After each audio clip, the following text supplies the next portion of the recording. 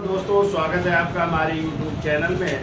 तो देखिए आज जो है मॉडर्न हिस्ट्री की शुरुआत करते हैं। आधुनिक भारत के इतिहास की जो है आज शुरुआत की जाती है और पहला टॉपिक जिसकी हम चर्चा करेंगे वो है उत्तरकालीन मुगल बादशाहों की। तो आपको पता है देखिए कि मुगल वंश के जो शासक थे औरंगजेब का नाम सुना है ना। औरंगजेब की जो है 3 मार्च 1707 ईस्वी को जो है अहमदनगर में क्या हो जाती है, मृत्यु हो जाती है। और मृत्यु के बाद जो है उसके उत्तराधिकारियों के बीच जो है गद्दी को लेकर के संघर्ष हो जाता है। तो उसके जो है जब औरंगजेब की मृत्यु हुई थी तो उसके 3 पुत्र ही जीवित थे, जबकि उसके कितने बेटे थे? 5 बेटे थे। 5 बेटों में 3 पुत्र ही जीवित थे। और वो बेटे थे, एक तो था मुअज्जम, दूसरा था आजम और तीसरा था कामबख्श। जबकि उसके 2 बेटे, एक जो है मोहम्मद, सुल्तान मोहम्मद या कह सकते हैं मोहम्मद उसका नाम था, और दूसरा एक अकबर का, अकबर जो है शहजादा अकबर। इनकी जो है औरंगजेब के जिंदा रहते ही क्या हो चुकी थी? मृत्यु हो चुकी थी। अब इन 3 बेटों में उत्तराधिकार का संघर्ष हुआ और उसी संघर्ष में जो है एक युद्ध होता है जून 1707 में जाजौ का युद्ध। कौन सा युद्ध हुआ? और इस जाजौ के युद्ध में मुअज्जम ने अपने छोटे भाई इसको आजम को पराजित किया और पराजित करने के बाद जो है वो बहादुर शाह प्रथम के नाम से क्या बनता है? मुगल बादशाह बनता है, या उसी को बहादुर शाह प्रथम या शाह आलम प्रथम भी कहते हैं के नाम से गद्दी पर बैठा। और यही भी बहादुर शाह प्रथम ने जो है अपने तीसरे भाई कामबख्श को 1709 में बीजापुर के युद्ध या दक्कन के युद्ध में उसको भी जो है पराजित करके उसकी भी हत्या करवा दी। ठीक है, फिर मोहम्मद शाह, बहादुर शाह का शासनकाल आएगा, उसकी चर्चा करेंगे। क्यों उसे जो है बेखबर बादशाह कहा जाता है, उसकी चर्चा करेंगे। फिर जो है बहादुर शाह प्रथम के बाद अगले शासक बनेंगे जहांगीर शाह, जिनका टाइम होगा 1712 से 13, जिसे जो है लंपट मूर के नाम से जाना जाता है। फिर आएंगे जो है फर्रुखसियर, और फर्रुखसियर जो 1713 में बनेंगे, 19 तक रहेंगे और उसे घृणित कायर के नाम से जाना जाता है। फिर इसके बाद रफ़ीउद्दौला और रफ़ीउद्दौला शाहजहां द्वितीय के नाम से गद्दी पर बैठेगा और उनकी भी थोड़े थोड़े दिन में मृत्यु हो जाएगी। फिर आपके अगले बादशाह बनेंगे रोशन अख्तर, जो किस नाम से बनेंगे? मोहम्मद शाह रंगीला के नाम से बनेंगे 1720 से 48 तक। अहमद शाह। तो इस तरह जो है उत्तर मुगल कालीन बादशाहों का क्रम चलता रहेगा। तो चलिए पहले चर्चा कर लेते हैं बहादुर शाह प्रथम कैसे गद्दी पर बैठा। तो लिखिए, देखो औरंगजेब की 3 मार्च 1707 में औरंगजेब की 3 मार्च 1707 ईस्वी में अहमदनगर में मृत्यु हो गई। अहमदनगर में मृत्यु। तो 3 मार्च 1707 को अहमदनगर में औरंगजेब की मृत्यु हो जाती है। ठीक है, फिर वो इसके बाद उसके पुत्रों, उसके इस समय 3 पुत्र जीवित हैं, जबकि पुत्र 5 थे। तो कौन कौन से जीवित हैं? एक तो है मुअज्जम, दूसरा है आजम और तीसरा है कामबख्श। तो ये 3 जीवित पुत्र थे, जबकि 2 पुत्रों की मृत्यु हो चुकी थी। और वो 2 पुत्र कौन कौन से थे? एक तो था मोहम्मद और एक औरंगजेब की नीतियों का विरोधी जिसका नाम था शहजादा अकबर। तो ये दोनों की जो है औरंगजेब के जिंदा रहते ही क्या हो चुकी थी? मृत्यु हो चुकी थी। और आप लोगों ने पढ़ा है कि शहजादा अकबर ने अपने पिता औरंगजेब से विद्रोह करके कहाँ आ गया था? दक्षिण भारत। और दक्षिण भारत में उस समय जो है नाम सुना है शिवाजी के बेटे शाहजी। ठीक, शाहजी से जो है मदद मांगी थी। ठीक है, वहाँ पे तभी शाहजी को जो है मृत्युदंड, और उनके प्रधानमंत्री कवि करस को उसने औरंगजेब ने मृत्युदंड दिया था। ठीक है, तो इन दोनों की क्या हो चुकी थी? इन दोनों की मृत्यु हो चुकी थी। ठीक है, औरंगजेब के जिंदा रहते। अब देखिए उस समय जो है मुअज्जम कहाँ का सूबेदार था? तो मुअज्जम जो है पेशावर, ये पेशावर या जमरूद का सूबेदार था, लिख लीजिए, पेशावर व जमरूद का सूबेदार, जमरूद का सूबेदार था। जबकि यदि आजम की बात की जाए तो ये गुजरात का सूबेदार था, तो लिख लो आजम गुजरात का सूबेदार, ये गुजरात का सूबेदार, गुजरात का सूबेदार। और जो काम बख्श था ये साउथ यानी दक्षिण भारत का सूबेदार था उस समय, दक्षिण भारत का सूबेदार। कहते हैं जैसे ही औरंगजेब की मृत्यु हुई, तीनों भाइयों ने अपने अपने को क्या घोषित कर लिया, अपने को बादशाह घोषित कर लिया। ठीक है, अब देखो जो दो रहा है कब, तो देखो 18 जून 1707 ईस्वी को, 18 जून 1707 ईस्वी को जाजव के युद्ध में, जाजव के युद्ध में मुअज्जम ने अपने छोटे भाई आजम को पराजित कर, आजम को पराजित कर उसकी हत्या कर दी गई। और यही जो है मुअज्जम किस नाम से गद्दी पर बैठेगा, तो बहादुर शाह प्रथम के नाम से। चलिए हम बोल देते हैं, तो देखिए जून 18 जून 1707 ईस्वी में जाजव के युद्ध में, और ये जाजव का युद्ध आगरा के पास है। ठीक है, स्थान था आगरा के पास। देखो जाजव के युद्ध में मुअज्जम ने आजम को परास्त कर, मुअज्जम ने आजम को परास्त कर मुगल सिंहासन पर अधिकार कर लिया,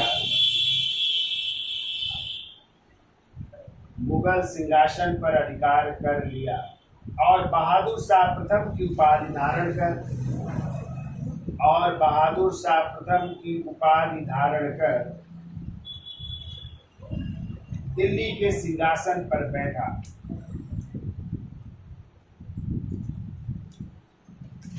बहादुर शाह प्रथम की उपाधि धारण कर दिल्ली के सिंहासन पर बैठा। और कहते हैं इस युद्ध में कौन मारा गया, आजम आए, और उसके दो पुत्र भी मारे गए थे।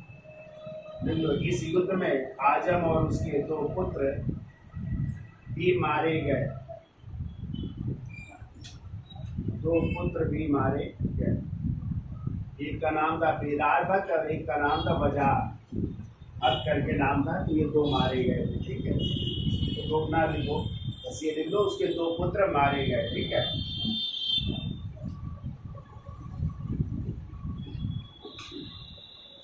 देखिए 1707 ईस्वी में मुगल साम्राज्य में 21 प्रांत थे। इस समय जो है मुगल साम्राज्य में 21 प्रांत थे। ठीक है, मुगल साम्राज्य में 21 प्रांत थे। यदि आ जाए कभी कि औरंगजेब के समय प्रांतों की संख्या कितनी थी, तो क्या बताएंगे, 21 प्रांत है। ठीक है, जिसमें लिख लो अफगानिस्तान में एक प्रांत था। ठीक है, और वो प्रांत था काबुल। अफगानिस्तान में एक प्रांत, और वो भी लिख लीजिए काबुल था। ठीक है, उत्तर भारत में, उत्तर भारत की यदि बात की जाए तो यहाँ पे 14 प्रांत, और यदि दक्षिण भारत की बात की जाए तो दक्षिण भारत में प्रांतों की संख्या थी 6। तो दक्षिण भारत में 6 प्रांत थे, तो 14, 6, 20, और एक अफगानिस्तान में था, 21 प्रांत थे। ठीक है, टोटल। तो यदि दक्षिण भारत की बात की जाए तो 6 प्रांतों में कौन कौन से थे, लिख लीजिए। औरंगाबाद, बरार तेलंगाना, औरंगाबाद, बरार, तीसरा है तेलंगाना, चौथा लिख लो बीजापुर, बीजापुर, पांचवा लिख लीजिए हैदराबाद, हैदराबाद, और छठवां लिख लीजिए खानदेश, खानदेश। इस तरह ये दक्षिण भारत के 6 प्रांत थे, ठीक है। उत्तर भारत में 14 प्रांत, याद हो जाएगा इतना। यानी औरंगजेब की मृत्यु कब हुई? 3 मार्च 1707 में। कहाँ पे हो रही? अहमदनगर में। उसके 5 पुत्रों में कितने बेटे जिंदा थे उस समय? 3, मुअज्जम, आजम और कामबख्श। तो मुअज्जम कहाँ का सूबेदार था? पेशावर या जमरूद का। आजम गुजरात का और कामबख्श दक्षिण भारत का सूबेदार था। जबकि उसके जिंदा रहते ही उसके 2 पुत्रों की मृत्यु हो चुकी थी। कौन कौन? मोहम्मद की और शहजादा अकबर। अब जो है इन भाइयों में उत्तराधिकार का संघर्ष हुआ, तो एक युद्ध हो रहा है 18 जून 1707 ईस्वी में। कौन सा युद्ध? जाजौ का युद्ध। और जाजौ पड़ता है आगरा के पास। और इसी में मुअज्जम ने अपने छोटे भाई किसको? आजम को पराजित किया, उसकी हत्या भी हो गई। और इसी युद्ध में जो है उसके 2 पुत्र भी मारे गए थे। और यही मुअज्जम किस नाम से गद्दी पर बैठेगा? बहादुर शाह प्रथम के नाम से सिंहासन पर बैठेगा। और कहते हैं उस समय मुगल साम्राज्य में 21 प्रांत थे, जिसमें एक अफगानिस्तान में था, 14 उत्तर भारत में और दक्षिण भारत में 6 प्रांत। ठीक है। देखिए एक पॉइंट और लिख दो। 1959 में सतीश चंद्र की पुस्तक, 1959 में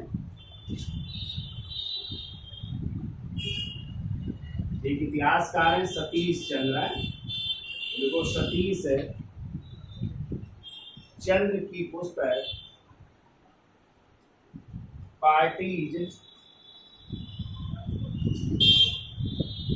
देखो सतीश चंद्र की पुस्तक parties and politics at the Mughal court and politics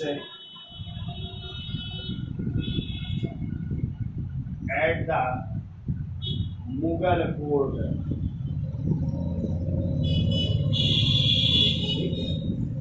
parties and politics at the Mughal court में पहली बार मुगल साम्राज्य के पतन के लिए, पहली बार मुगल साम्राज्य के पतन के लिए जागीर संकट, मुगल साम्राज्य के पतन के लिए जागीर संकट के सिद्धांत को,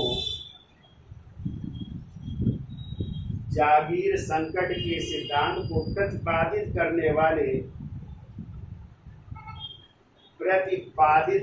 वाले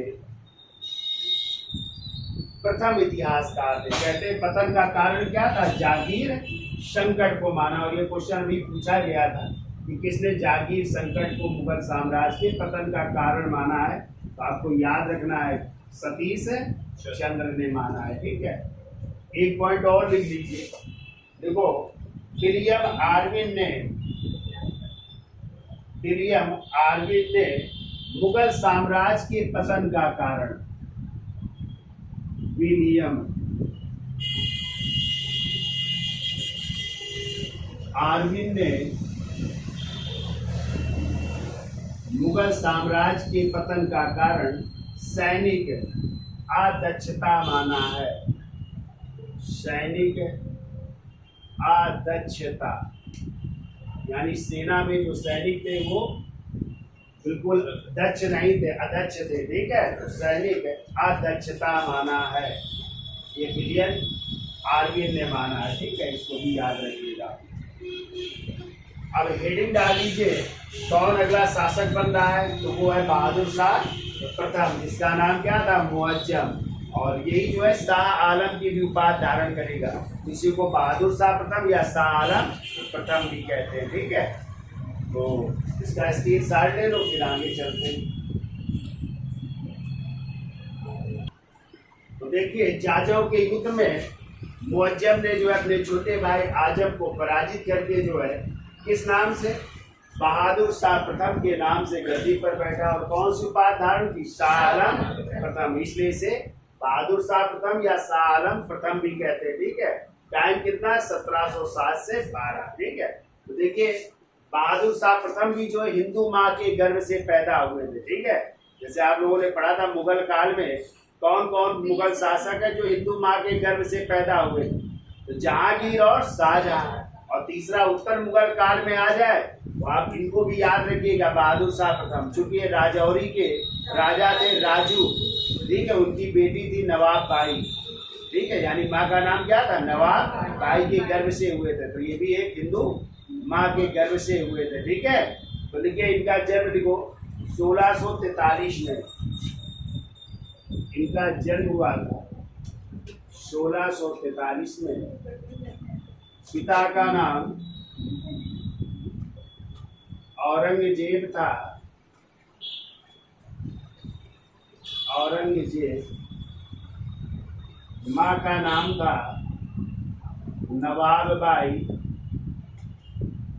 नवाब बाई, जो राजौरी के राजा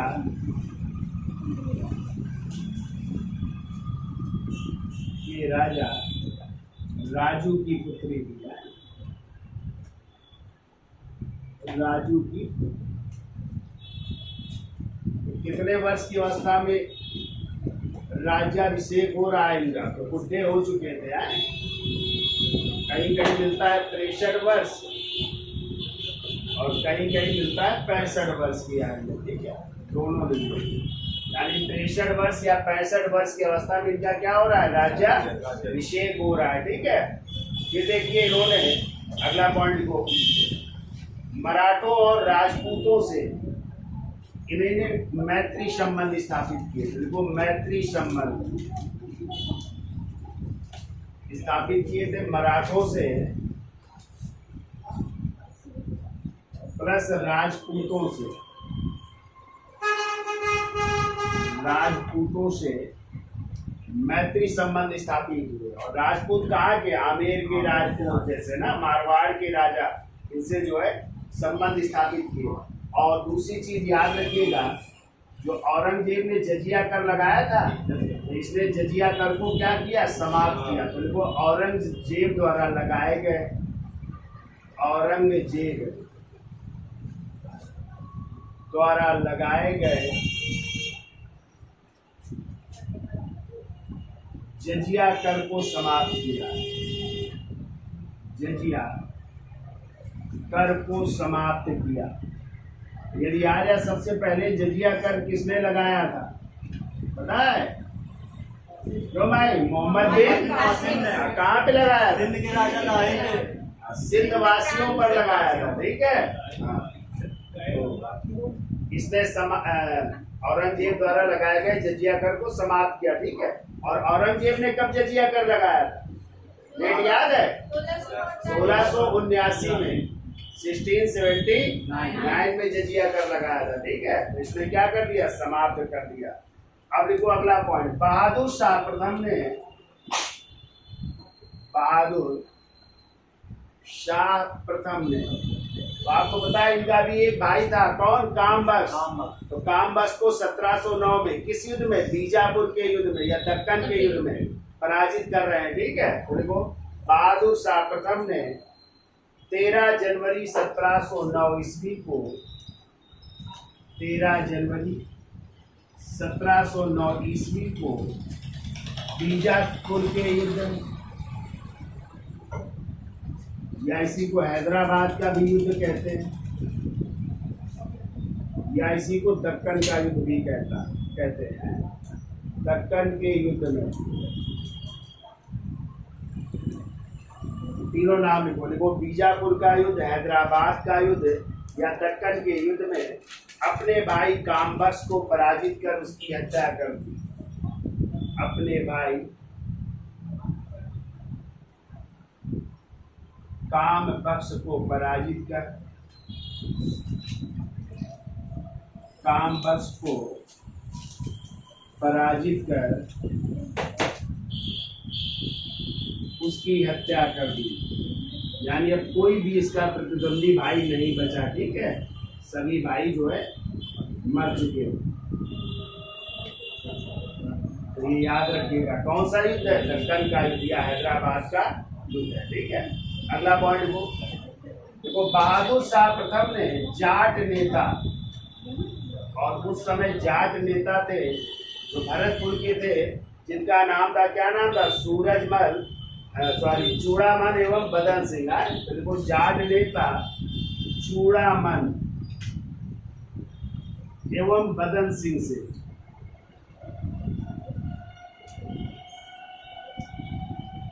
देखो, बहादुर शाह प्रथम ने जाट नेता चूड़ामन एवं बदन सिंह को अपनी ओर मिलाते हुए बदन सिंह को अपनी ओर मिलाते हुए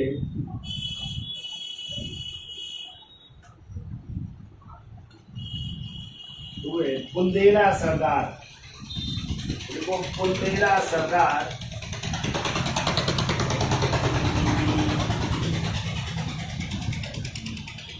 और उस समय बुंदेला सरदार थे जिनका नाम था छत्रसाल है। तो देखो, बुंदेला सरदार छत्रसाल से मित्रता स्थापित, छत्रसाल से मित्रता स्थापित की।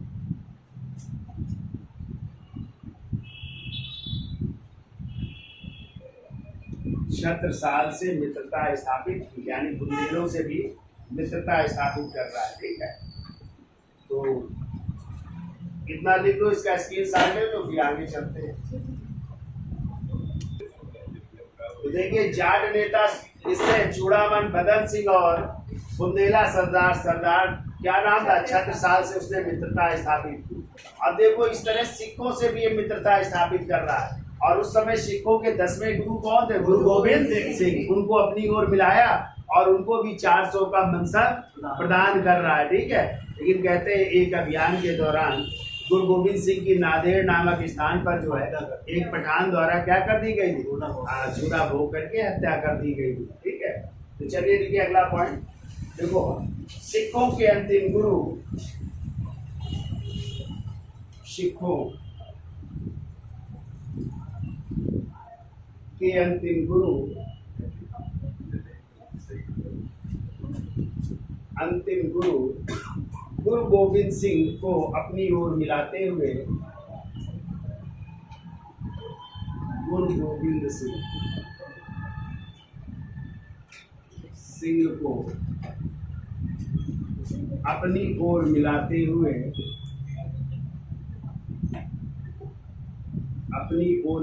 हुए कितने का मनसब?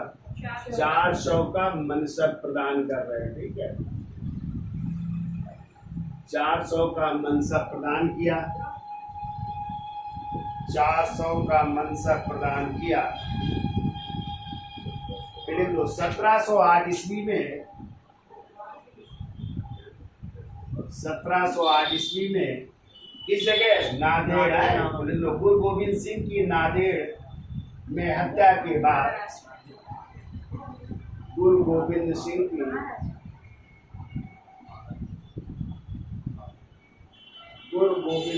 की नादेड़ में हत्या के बाद, नादेड़ में हत्या के बाद इनके उत्तराधिकारी कौन बने? बंदा बहादुर। तो लिख लो, बंदा बहादुर। और बंदा बहादुर का ही असली नाम बहुत पूछा जाता है, लक्ष्मण देव नाम था। क्या नाम था? लक्ष्मण देव। बंदा बैरागी भी कहते हैं, कई नामों से जानते हैं। तो देखो, हत्या के बाद सिख नेता बंदा बहादुर, सिख नेता बंदा बहादुर के विरुद्ध एक सैन्य अभियान के दौरान, बंदा बहादुर के विरुद्ध एक सैन्य अभियान के दौरान, एक सैन्य अभियान के दौरान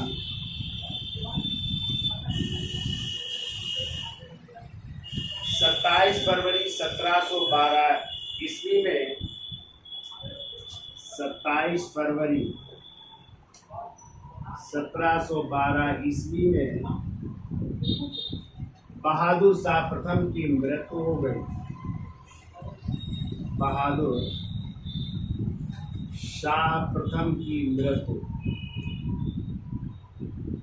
तो इस तरह 1707 से 12 तक इसका टाइम रहता है और इसकी मृत्यु हो जाती है 1712 ईस्वी में। ठीक है। अब कहते हैं बहादुर शाह प्रथम जो था ये प्रशासनिक शासन में जो है लापरवाह था, इसीलिए एक लेखक हुए काफी खान, और काफी खान ने एक पुस्तक लिखी है मुंतखब उल लुबाब। कौन सी लिखी है? और इसी मुंतखब उल लुबाब में उसने बहादुर शाह को क्या कहा है? साहिब बेखबर या बेखबर बादशाह। क्योंकि प्रशासनिक कार्यों में क्या था? ये लापरवाह था, इसलिए इसे बेखबर बादशाह कहा जाता है। तो बहुत पूछा जाता है किस मुगल बादशाह को बेखबर बादशाह या साहिब बेखबर के नाम से जानते? तो बहादुर शाह प्रथम। किसने कहा? काफी खान। किस पुस्तक में? मुंतखब उल लुबाब। क्लियर? जल्दी किया अगला। देखो बहादुर शाह प्रथम को प्रशासनिक कार्यों में, बहादुर शाह प्रथम को प्रशासनिक कार्यों में लापरवाही के कारण, प्रशासनिक कार्यों में लापरवाही के कारण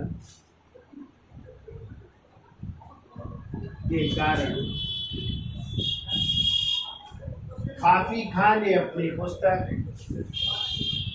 काफी खान ने अपनी पुस्तक मुंतखब उल लुबाब में, मुंतखब उल लुबाब में शाहे बेखबर या बेखबर बादशाह कहा है। शाहे बेखबर या बेखबर बादशाह कहा है। बेखबर बादशाह कहा है। प्रशासनिक कार्यों में लापरवाह था, इसलिए इतिहासकार काफी खान ने अपनी पुस्तक मुंतखब उल लुबाब में बहादुर शाह को क्या कहा है? शाह बेखबर या बेखबर बादशाह कहा है। ठीक है। फिर वो इतिहासकार सिडनी ओवन के अनुसार, इतिहासकार सिडनी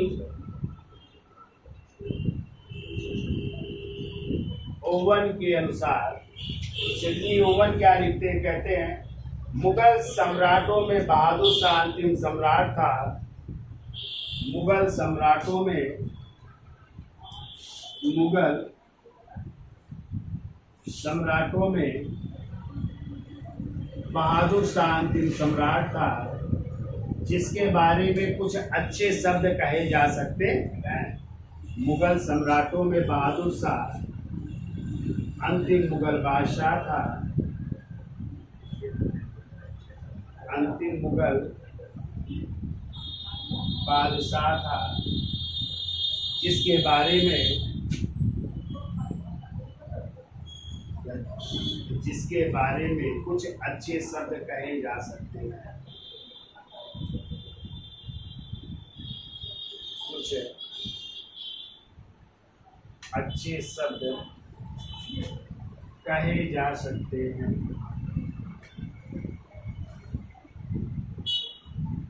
ठीक है। तो ये सिडनी ओवन ने लिखा है, इतिहासकार किसने?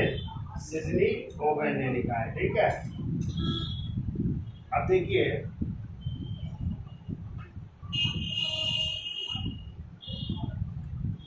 देखो अगला पॉइंट को, यह एकमात्र मुगल सम्राट था जिसने अपने नाम के पहले, इसने अपने नाम के पहले सैयद शब्द लगाया था। सैयद शब्द भी इसने लगाया था। ठीक है। सैयद शब्द लगाया। ठीक है। और इसी समय आपको पता है मराठा छत्रपति साहू जी भी क्या हो गए थे, आजाद हुए थे, जो मुगलों की कैद में नहीं थे, हाँ उनको भी आजाद किया गया। तो जब हम मराठा पढ़ाएंगे तो वहां पे चर्चा करेंगे, ठीक है। अब अगला पॉइंट देखो, बहादुर शाह के दरबार में 1711 ईस्वी में 1711 ईस्वी में एक डच प्रतिनिधि मंडल, एक डच प्रतिनिधि मंडल, डच प्रतिनिधि मंडल आ रहा है किसके नेतृत्व में, तो देखो जोशुआ केटलर के नेतृत्व में, जोशुआ केटलर के नेतृत्व में आया। डच का मतलब जानते हो, डच का मतलब हॉलैंड के लोग, ठीक है, ये लोग आ रहे हैं, ठीक है, शिष्टमंडल आ रहा है। देखो इस शिष्टमंडल का दरबार में जोरदार स्वागत किया गया, जोरदार स्वागत किया गया, जिसमें एक पुर्तगाली महिला जूलियान की महत्वपूर्ण भूमिका थी। जूलियान, जोरदार स्वागत किया गया था।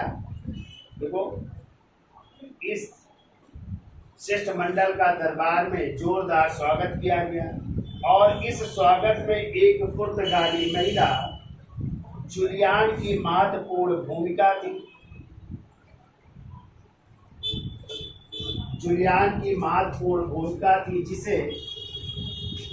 जिसे बीबी या विधवा जैसी उपाधियां प्राप्त थी, विधवा जैसी उपाधियां प्राप्त थी, जैसी उपाधियां प्राप्त थी। तो इस महिला का बहुत बड़ा रोल था इस स्वागत करने में, जो आया था किसके नेतृत्व में, जोशुआ केटलर के नेतृत्व में आया था, ठीक है, केटलर कर लो के नेतृत्व में आया था। तो किस महिला का, जूलियान का, जिसे किस नाम से जानते हैं, बीबी विधवा के नाम से भी जानते हैं, ठीक है।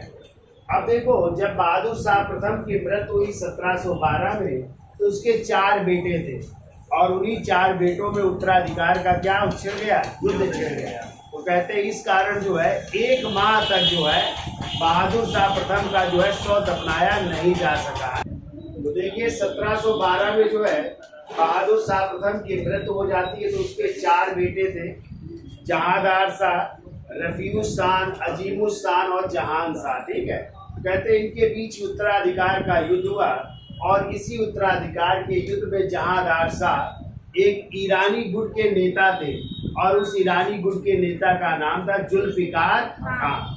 उनकी मदद से जो है अपने भाइयों को पराजित करके इस मुगल सिंहासन पर बैठता है। और कहते हैं इसी संघर्ष के कारण जो है बहादुर शाह जो प्रथम का शव था 1 माह तक दफनाया नहीं जा सका, क्योंकि उत्तराधिकार का युद्ध छिड़ गया था, सब लोग गद्दी पाने का प्रयास कर रहे थे, इस कारण 1 माह तक जो है दफनाया नहीं जा सका। जहांदार शाह ने जो है जब ईरानी गुट के नेता जुल्फिकार खान की मदद से गद्दी पर बैठा, तो उसको कौन सा पद दिया, वजीर का पद। कौन सा पद है, और उनके पिता जो थे असद खान, यानी जुल्फिकार के पिता थे असद खान, उनको वकील का पद प्रदान किया। कौन सा पद, वकील का पद प्रदान किया। और कहते हैं इसने भी अपने पूर्ववर्ती शासकों के मित्रता का अनुकरण का पालन किया। तो इसने भी जो है आमेर के राजा उस समय थे जय सिंह, तो जय सिंह को उपाधि दी थी मिर्जा राजा की। कौन सी उपाधि दी, मिर्जा राजा की उपाधि दी, प्लस मारवाड़ की सूबेदारी दी। इसके अलावा जो है उसने मारवाड़ के राजा जिनका नाम था अजीत सिंह, तो उनको महाराजा की उपाधि दी, और गुजरात की क्या दी, सूबेदारी भी प्रदान की थी, ठीक है। इनके बारे में कहा जाता है, जहांदार शाह के बारे में, कि प्रशासन में बड़ा लापरवाह था, इसलिए इसे लंपट मूर भी कहा जाता है। और इसके संबंध एक महिला से थे जिसका नाम था इम्तियाज महल या लाल कुंवर के नाम से जानी जाती है। ठीक है, उसका जो है प्रशासन में बड़ा दबाव था। ठीक है, इतनी चीजें आपको याद रखनी है। और फिर इसके बाद जो है अगला बादशाह कौन बनेगा? फर्रुखशियर बनेगा। किसकी सहायता से? तो हिंदुस्तानी गुट के नेता आएंगे जिनका नाम था सैयद बंग। एक थे अब्दुल्ला खान और दूसरे थे हुसैन अली खान। ठीक है, तो चलिए पहले इसको समझ लेते हैं, फिर आगे चलते हैं। तो देखो, बहादुर शाह प्रथम की मृत्यु के बाद, बहादुर शाह प्रथम की मृत्यु के बाद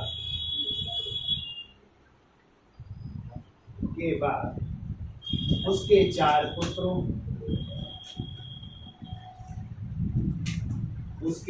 पुत्रों, कौन कौन है? एक तो लिखो जहांदार शाह,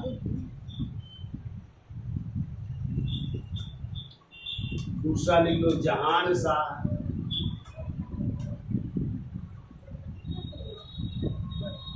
जहांदार शाह, दूसरा लिख लो जहान शाह, तीसरा लिखो अजीमुशान,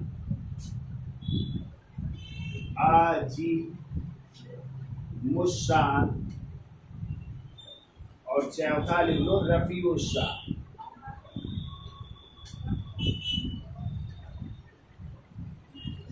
रफीउशाह के बीच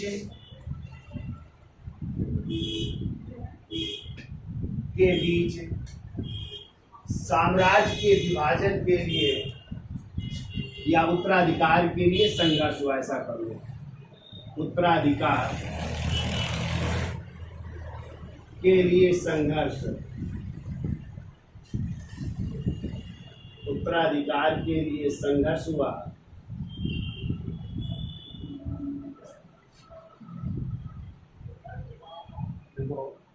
जहांदार शाह ने अपने भाइयों को पराजित कर, जहांदार शाह ने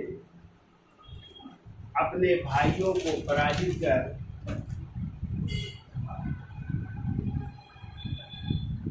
अपने भाइयों को पराजित कर 29 मार्च 1712 को 29 मार्च 1712 को 1712 ईस्वी को किस नाम से गद्दी पर बैठ रहा है? तो पूरा इसका नाम लिखिए। देखो, अबुल फतेह मोहम्मद, अबुल फतेह मोहम्मद, अबुल फतेह मोहम्मद मोइजुद्दीन जहांदार शाह, मोइजुद्दीन जहांदार शाह के नाम से, मोइजुद्दीन जहांदार शाह के नाम से सिंहासन पर बैठा। इस नाम से सिंहासन पर बैठ रहा है, सिंहासन पर बैठा। तो ये भी नाम पूरा याद रखिएगा, अबुल फतेह मोहम्मद मोइजुद्दीन जहांदार शाह। ठीक है, अगला पॉइंट देखो, इस संघर्ष के कारण, इस संघर्ष के कारण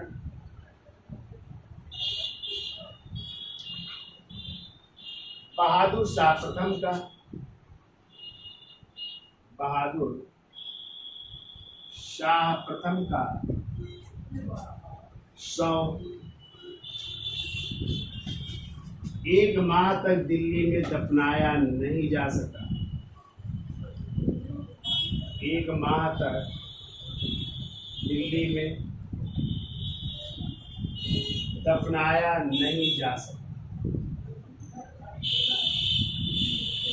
दफनाया नहीं जा सका। दिल्ली में इनका भी जो है मकबरा है। ठीक है, किसका? बहादुर शाह प्रथम का। इनकी याद रखिएगा। ठीक है, अगला पॉइंट लिखो, किसकी मदद से जीता था ये? तो लिखो ईरानी गुट के, ईरानी गुट के नेता जुल्फिकार खान,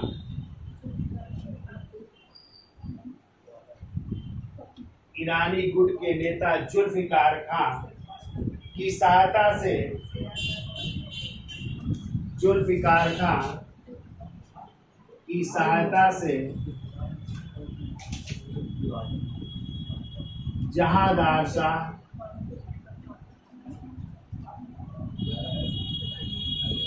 गद्दी पर बैठा।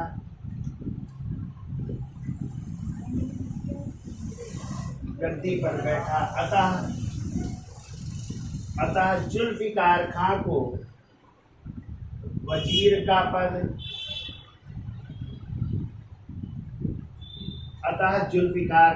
वजीर का पद और उनके पिता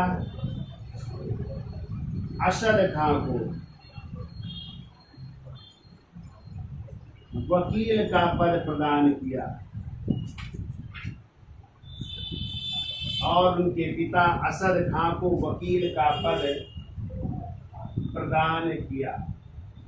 यानी दोनों को, पिता और बेटे दोनों को अच्छे पद मिले, एक को वजीर का पद और एक को वकील का पद प्रदान किया। ठीक है, अगला पॉइंट को, जहांदार शाह ने अपने पूर्ववर्ती शासकों की नीतियों को आगे बढ़ाते हुए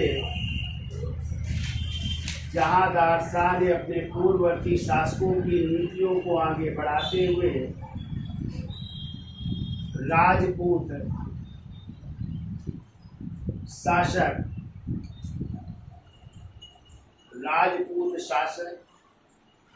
आमेर के जय सिंह को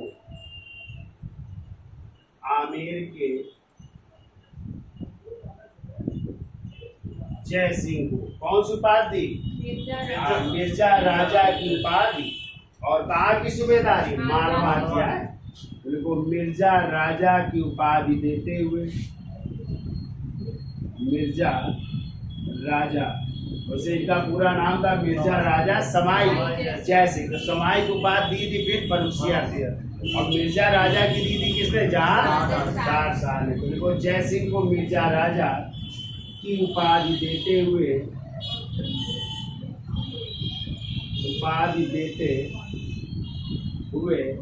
मालवा की सूबेदारी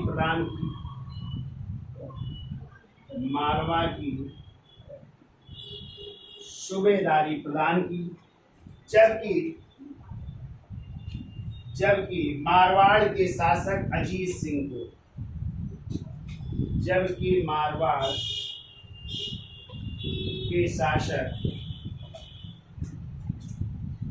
अजीत सिंह को कौन सी उपाधि? महाराजा है। उनको महाराजा की उपाधि देते हुए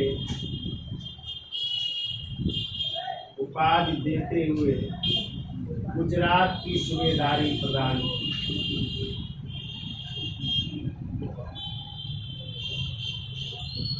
गुजरात की सूबेदारी प्रदान की जा रही, किसको? अजीत सिंह को है। गुजरात की सूबेदारी या गुजरात की जागीर प्रदान की। इतना याद हो जाएगा। तो कितने बेटे थे बहादुर शाह के? 4। कौन कौन थे? जहांदार शाह, जहान शाह, अजीमुद्दीन और इनके बीच उत्तराधिकार का संघर्ष हुआ और इसी संघर्ष में जहांदार शाह ने अपने भाइयों को पराजित किया। और कब गद्दी पर बैठ रहा है? 29 मार्च 1712 को। किस नाम से? अबुल फतेह मोहम्मद मौजूद्दीन जहांदार शाह के नाम से गद्दी पर बैठा। और इसी कारण कहते हैं बहादुर शाह प्रथम का जो है 101 माह तक दिल्ली में दफनाया नहीं जा सका। तो कहते हैं उसने अपने पूर्ववर्ती शासकों की नीतियों को आगे बढ़ाया। जैसे उन शासकों ने मैत्री संबंध स्थापित किए, इसने भी किए। और इसने क्या किया? पहले तो अच्छा ये देख लेते हैं, ईरानी गुट के नेता जो थे जुल्फिकार, इन्हीं की मदद से वो जीता भी था। इस कारण उसने जो है जुल्फिकार खान को कौन सा पद दिया? वजीर का। पिता असद खान को वकील का। और फिर उसने जो है राजपूत शासक थे आमेर के राजा जय सिंह को कौन सी पद? मिर्जा राजा के। और कहाँ की सूबेदारी? मारवाड़ की। और मारवाड़ के शासक अजीत सिंह को कौन सी पद? महाराजा की। और कौन सी जागीर? गुजरात की सूबेदारी या जागीर प्रदान। तो इसका स्क्रीनशॉट ले लो, आगे चलते हैं। तो देखिए, अब जो वजीर है जुल्फिकार खान, उन्होंने जो है भू राजस्व व्यवस्था में जो है कौन सी प्रथा शुरू की? इजारेदारी प्रथा की शुरुआत की। इजारेदारी का मतलब होता है अब ठेके पर, ठीक है, यानी बोली लगती थी, जो ज्यादा बोली लगाता था उसको ठेका मिल जाता था और भू राजस्व वसूलने का उसको अधिकार प्राप्त हो जाता था, ठीक है। तो देखिए जुल्फिकार खां ने भू राजस्व वसूली हेतु जुल्फिकार खां ने भू राजस्व वसूली हेतु भू राजस्व वसूली हेतु इजारेदारी प्रथा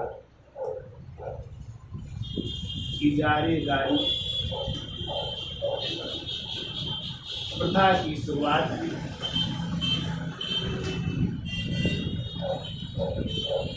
इजारेदारी प्रथा की शुरुआत की, जिसके अंतर्गत किसानों से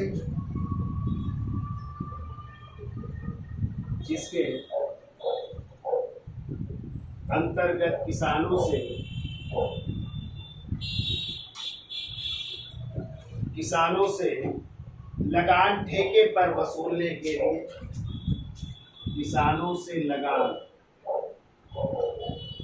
ठेके पर वसूलने के लिए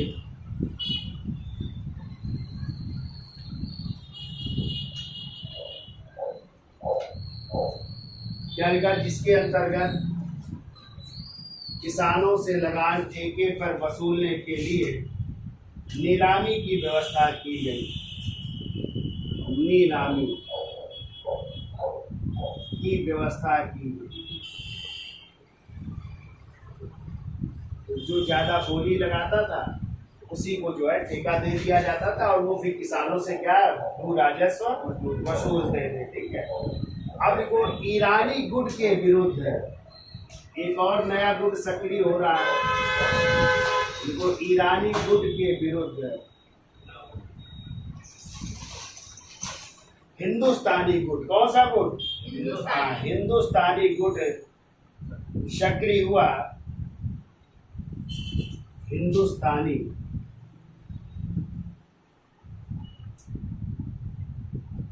गुट सक्रिय हुआ, जिसके दो नेता थे, सैयद बद्दू, जिनका नाम था, एक का अब्दुल्ला था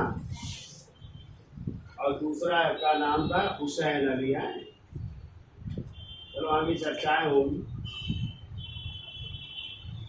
तो हिंदुस्तानी गुट सक्रिय हुआ, जिसने अजीमुशान के पुत्र, अजीमुशान, बहादुर शाह का एक बेटा था ना, अजीमुशान, जिसने अजीमुशान के पुत्र, और उस पुत्र का नाम है फर्रुखसियर, है फर्रुखसियर, को अपना समर्थन देते हुए, जिन्होंने अजीमुशान के पुत्र फर्रुखसियर को अपना समर्थन देते हुए जुल्फिकार खां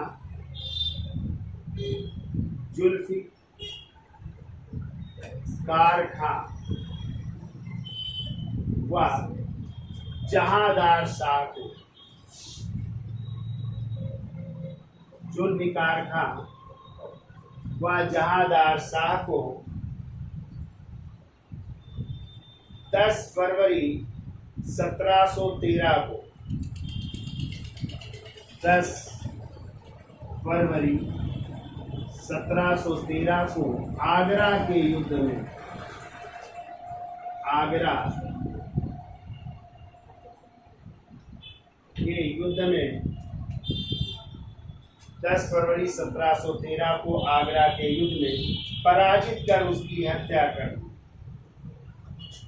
पराजित कर उसकी हत्या कर दी, उसकी हत्या कर दी। तो इस तरह जहांदार शाह का शासनकाल कितना? 1 वर्ष का ही रहा, ठीक है। अगला पॉइंट लिख लो, जहांदार शाह को नाम से जानते हैं? लंपट मोर। ये कई बार आया है, याद रखिएगा। जहादार शाह को लंपट मूर्ख के नाम से जाना जाता है या लंपट मूर्ख कहा जाता है। जहादार शाह को लंपट मूर्ख कहा जाता है। फिर लिख लो अगला पॉइंट। देखो, अत्यधिक भ्रष्ट एवं अनैतिक आचरण वाले, अत्यधिक भ्रष्ट भी था एवं अनैतिक आचरण वाले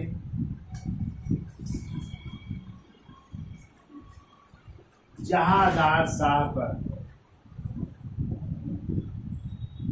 जहादार शाह पर उसकी रखैल, और रखैल का क्या नाम था? लाल कुंवर। लाल कुंवर, जिसको कौन सी उपाधि थी? इम्तियाज महल की, इम्तियाज महल का। देखो, अत्यधिक भ्रष्ट एवं अनैतिक आचरण वाले जहादार शाह पर उसकी रखैल या प्रेमिका लाल कुंवर या इम्तियाज महल का प्रभाव था। यानी काफी वो प्रभाव था उसका प्रशासन में। तो ये भी याद रखिएगा, कई बार आया है कि जहादार शाह पर किसका प्रभाव था? उसकी प्रेमिका थी लाल कुंवर, जिसको उपाधि थी कौन सी? इम्तियाज महल की उपाधि दी गई, जिसका अत्यधिक प्रभाव था। ठीक है। अब देखिए, जहादार शाह के शासन के बारे में कुछ इतिहासकारों ने लिखा है। क्या लिखा है उसकी भी चर्चा कर लेते हैं। तो इसका स्क्रीनशॉट ले लो, फिर आगे चलते हैं। तो देखिए, अगला पॉइंट है इतिहासकार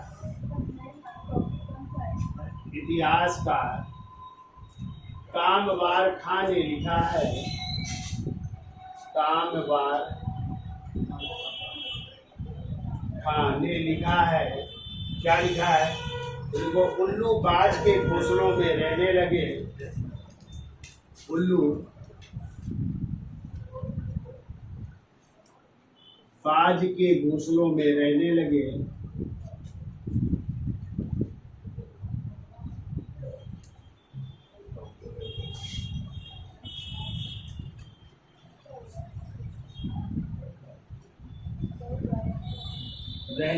और कौवों ने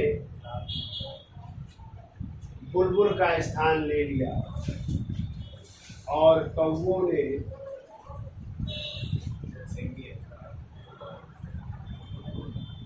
बुलबुल का स्थान ले लिया।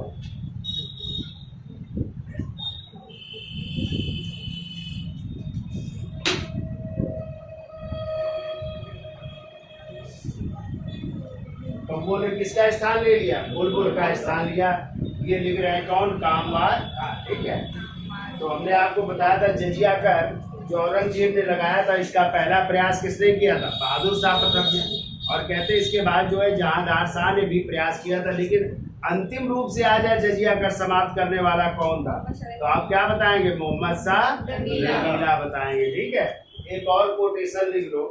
देखिए, काफी खां ने कहा है या काफी खां ने लिखा है। काफी खां का नाम सुना है? आज इनकी पुस्तक की मुंतखबुल लुगात। तो देखो, काफी खां ने लिखा है, नया शासनकाल चारणों, नया शासनकाल चारणों कामा गायकों, नर्तकों, गायकों, कामा नर्तकों। देखो, नया शासनकाल चारणों, कामा गायकों, कामा नर्तकों एवं नाट्य कर्मियों के समस्त वर्गों के लिए, नाट्य कर्मियों के, नाट्य कर्मियों के समस्त वर्गों के लिए, के समस्त वर्गों के लिए बहुत अनुकूल युग था, बहुत अनुकूल युग था।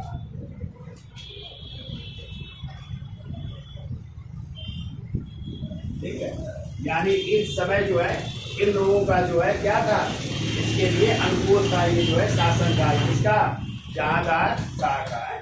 देखो जहांदार शाह ने, एक पॉइंट और लिख लो, जहांदार शाह ने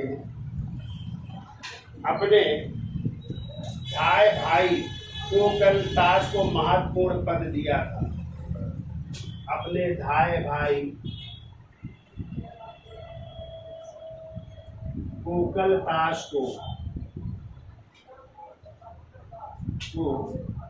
महत्वपूर्ण पद दिया,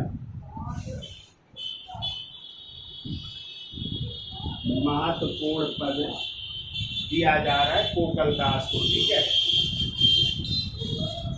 लिख लो। जुल्फिकार खान ने, ये भी आया है तो लिख लो, जो इनके वजीर थे। देखो जुल्फिकार खान ने अपने प्रशासनिक दायित्व, अपने प्रशासनिक दायित्व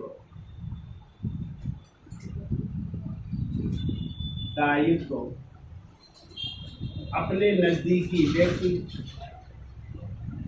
अपने नजदीकी व्यक्ति,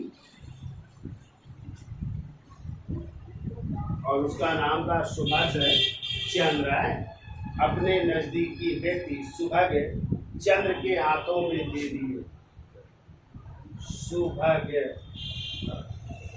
चंद्र के हाथों में दे दिए।